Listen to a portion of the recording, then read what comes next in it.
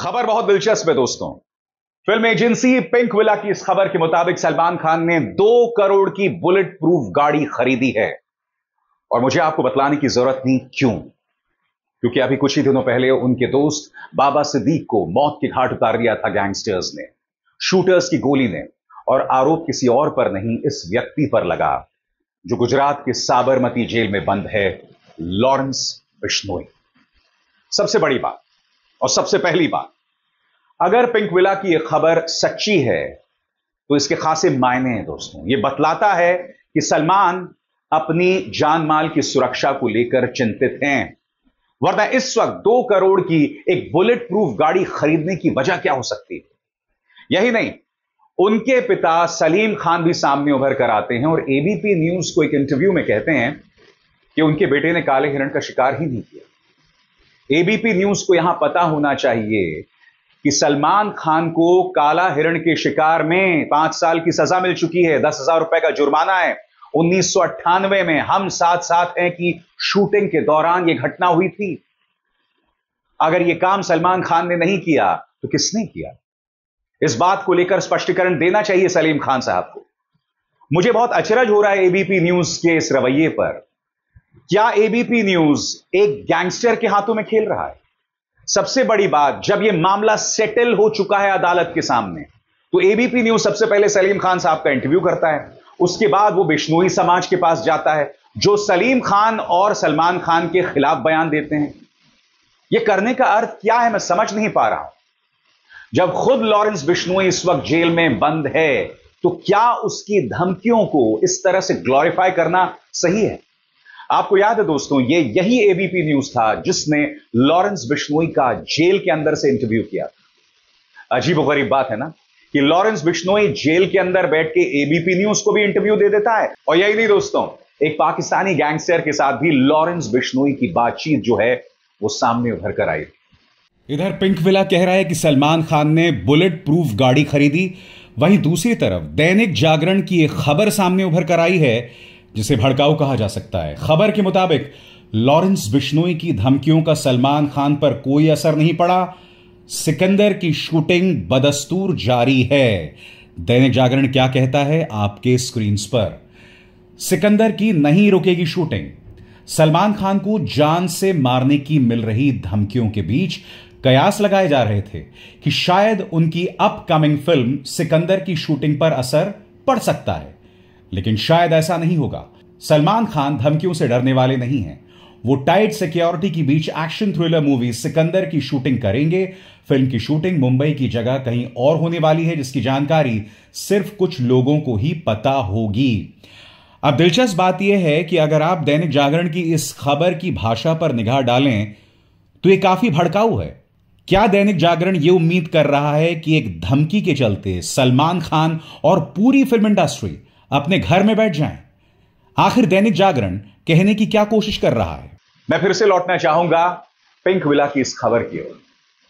इस वक्त यकीनन सलमान इस मुद्दे को लेकर दबाव महसूस कर रहे हैं, क्योंकि आपको याद होगा रोहित गोडारा के शूटर्स उनके घर गैलेक्सी अपार्टमेंट तक पहुंच गए थे और वहां से उन्होंने गोलीबारी की। बाबा सिद्दीक की हत्या के लिए मीडिया का एक बहुत बड़ा धड़ा सीधे तौर पर उनके जो सलमान खान के साथ ताल्लुकात हैं उसे मान रहा है।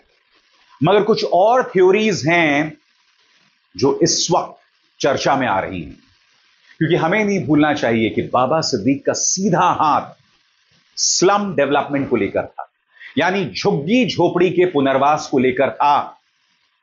और यह बतलाया जा रहा है कि बाबा सिद्दीक ने इस मोर्चे पर कई बिजनेसमैन को अपने दुश्मन बना लिए थे। तो एक थ्योरी इस बात की भी है कि कहीं ऐसा तो नहीं है कि इसके पीछे जो कॉन्ट्रैक्ट है वो किसी बिजनेसमैन ने दिया हो। या यह भी जो कहा जा रहा है कि भाई बाबा सिद्दीक को मारने की वजह सलमान खान से उनकी दोस्ती थी, यह महज एक थ्योरी है और हकीकत कुछ और है। हर गुजरते दिन के साथ लॉरेंस बिश्नोई का कद जो है अंडरवर्ल्ड की दुनिया में बढ़ते जा रहा है। अभी हाल ही में खबर आई थी कि उनके शूटर्स को सुपारी दी गई थी मुनव्वर फारूकी, कॉमेडियन मुनव्वर फारूकी की हत्या करने को लेकर। इंटेलिजेंस एजेंसीज की आखिरी मौके पर मुस्तैदी की वजह से मुनव्वर फारूकी की जान बच पाई। इसमें दो राय नहीं है दोस्तों कि इस वक्त लॉरेंस बिश्नोई वो मुकाम रखता है जो एक जमाने में छोटा राजन और दाऊद इब्राहिम रखा करते थे, मुंबई के अंडरवर्ल्ड के बेताज बादशाह के तौर पर। आज दाऊद इब्राहिम और छोटा राजन कहीं नहीं है, दाऊद पाकिस्तान में है, छोटा राजन एक भारतीय जेल में है। दिलचस्प बात यह है कि लॉरेंस बिश्नोई भी एक भारतीय जेल में है, मगर एक भारतीय जेल में रहने के बावजूद यह व्यक्ति हर गुजरते दिन के साथ ताकतवर होता जा रहा है। मसलन विकास यादव का मामला। दोस्तों, आप जानते हैं अमेरिका की FBI ने अपने मोस्ट वांटेड की फहरिस्त में, लिस्ट में विकास यादव का नाम जो है जारी किया। अब आप कहेंगे कौन विकास यादव?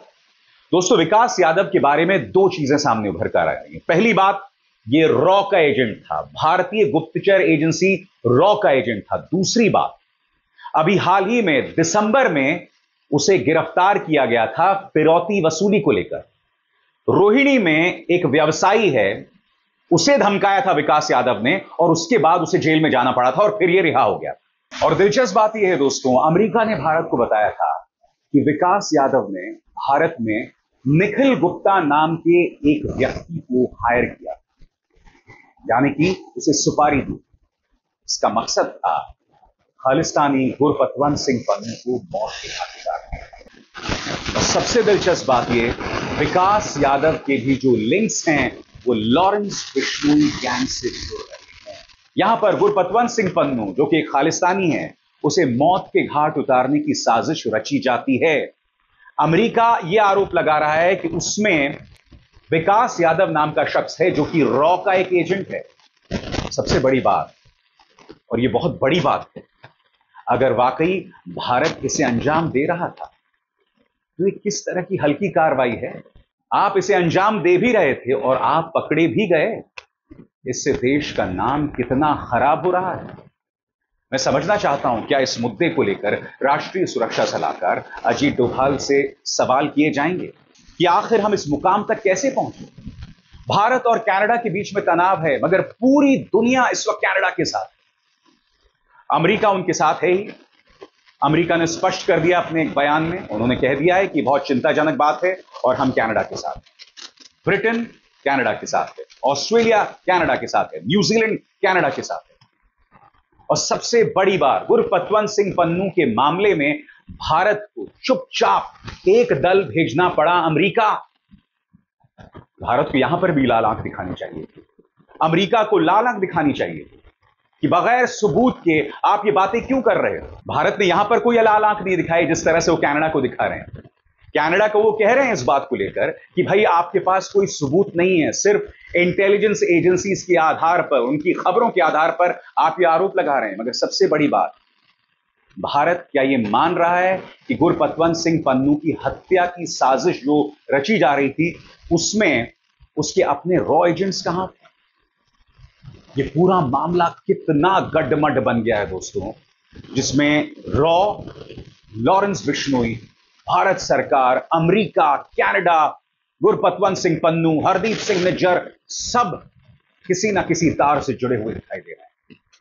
अंतर्राष्ट्रीय तौर पर यह भारत के लिए अच्छी खबर नहीं है, क्योंकि अगर भारतीय जनता पार्टी यह दावा करती है कि प्रधानमंत्री नरेंद्र मोदी विश्व गुरु हैं, तो सबसे बड़ी बात, कनाडा या अमेरिका भारत की बात क्यों नहीं मान रहा? अगर अमेरिका को लगता है कि भारतीय अधिकारियों ने एक साजिश रची उसके एक नागरिक को मौत के घाट उतारने की, तो उन्होंने यह बात इस तरह से खुलकर क्यों कह दी? क्या यह बात सीक्रेटली या प्राइवेटली नहीं हो सकती? क्या अमेरिका को भारतीय संवेदनाओं का बिल्कुल भी ख्याल नहीं था? मैं यही तो समझना चाहता हूं कि प्रधानमंत्री नरेंद्र मोदी जो अमेरिका जाते हैं, वहां एनआरआईज का इतना बड़ा सम्मेलन करवाते हैं जहां पर मोदी मोदी मोदी होता है और आपको यह समझाया जाता है कि भारत अब एक विश्व गुरु बन गया है, तो क्या विश्व गुरु की यह हालत है कि इस तरह से अमेरिका कहता है कि आपका एक अधिकारी जो है वो एक हत्या की साजिश में शामिल है और भारत का एक प्रतिनिधिमंडल वो पहुंच जाता है अमेरिका? ये सवाल किए जाएंगे। अभिसार शर्मा को दीजिए इजाजत। नमस्कार। स्वतंत्र और आजाद पत्रकारिता का समर्थन कीजिए, सच में मेरा साथी बनिए। बहुत आसान है दोस्तों, इस ज्वाइन बटन को दबाइए और आपके सामने आएंगे ये 3 विकल्प, इनमें से एक चुनिए और सच के इस सफर में मेरा साथी बनिए।